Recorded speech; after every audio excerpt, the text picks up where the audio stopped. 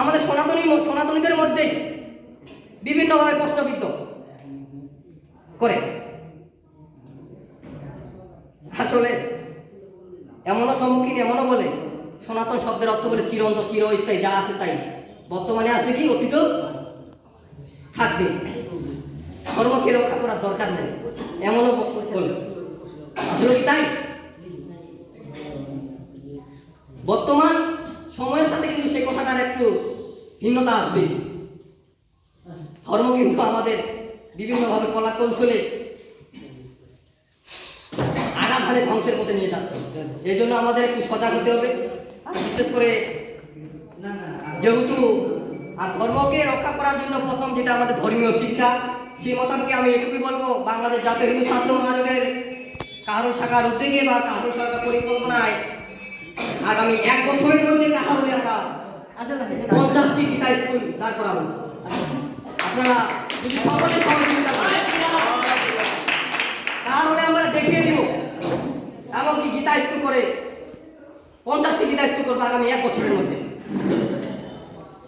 এই জন্য আপনাদের সহযোগিতা একটু অবশ্যই। আর ধর্মীয় শিক্ষাটাই আমাদের মূল। আর ধর্মীয় শিক্ষা যদি না পাই আর তাহলে বিভিন্নভাবে আমরা জিহাদি ফাঁদে করে যাচ্ছি, লাভ জিহাদ বলেন বিভিন্ন যেটাই।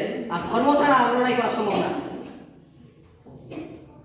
এই জন্য আমাদের ধর্মকে জানতে হবে, ধর্ম শিক্ষার প্রসার ঘটাইতে হবে এই মর্মে। আর আপনারা যদি আপনাদের এলাকায় গীতা স্কুল করতে চান, আপনারা আমাদের সাথে যোগাযোগ করতে পারেন। যাবতীয় উপকরণ আমরা সরবরাহ করব, গীতা বই হতে শুরু করে কলম খাতা বই। কিন্তু স্কুল চালানোর দায়িত্বটা কিন্তু আপনাদেরই নিতে হবে, এটুকুই এখানে। জয় শ্রীরাম। আমরা সব কিছু দিয়ে সহযোগিতা করব। আর এখানে কাহারুলে বিশেষ করে বিভিন্ন ইউনিট কাজ করতেছে, যেমন যুব মহাজন, মূল মহাজন, সে সাথে আমরা ছাত্র মহাজনও কাজ করতেছি।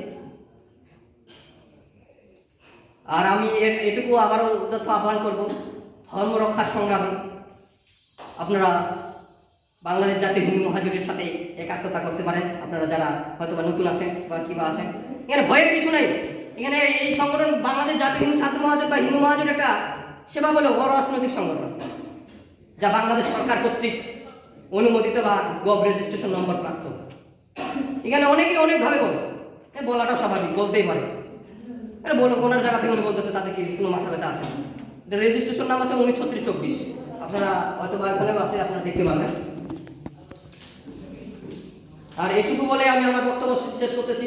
তবে সকলকে বাংলাদেশ জাতীয় হিন্দু ছাত্র মহাজোটের পক্ষ থেকে আবারও গৌরী শুভেচ্ছা, ও আমার ব্যক্তিগত পক্ষ থেকেও গৌরী শুভেচ্ছা। আসলে আমি কিন্তু আপনাদের এখন ডাবর ইউনিয়নের উত্তর মহেশপুর গ্রাম বাড়ি, সেই সুবাদে আমার কিন্তু ইউনিয়ন কমিটি থেকে কিন্তু আজকে উপজেলা পর্যায়ে কাজ করার সুযোগ হয়েছে।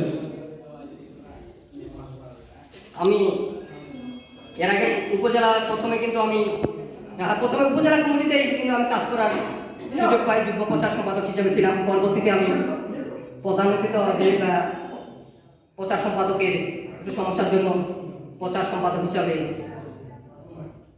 আসি। সে পরবর্তীতে কিন্তু আবারও তখন আমার ইউনিয়ন কমিটিতে হয়, ইউনিয়ন কমিটিতে সাংগঠনিক সম্পাদকে ছিলাম। সেই জায়গা থেকে কিন্তু আবারও যে এই কিছুদিন আগে 2 মাস হয়ে যাচ্ছে আমার সম্ভবত, আমাদের দ্বিবার্ষিক সম্মেলন বা নবগঠিত কমিটি গঠন করা হয়। সেখানে কিন্তু সাধারণ সম্পাদকে আপনাদের সকলের ভালোবাসায় বা কিবাতে মনোনীত বা সে সুবাদে আজ এ পর্যন্ত আছি। তবে সকলকে ধন্যবাদ। জয়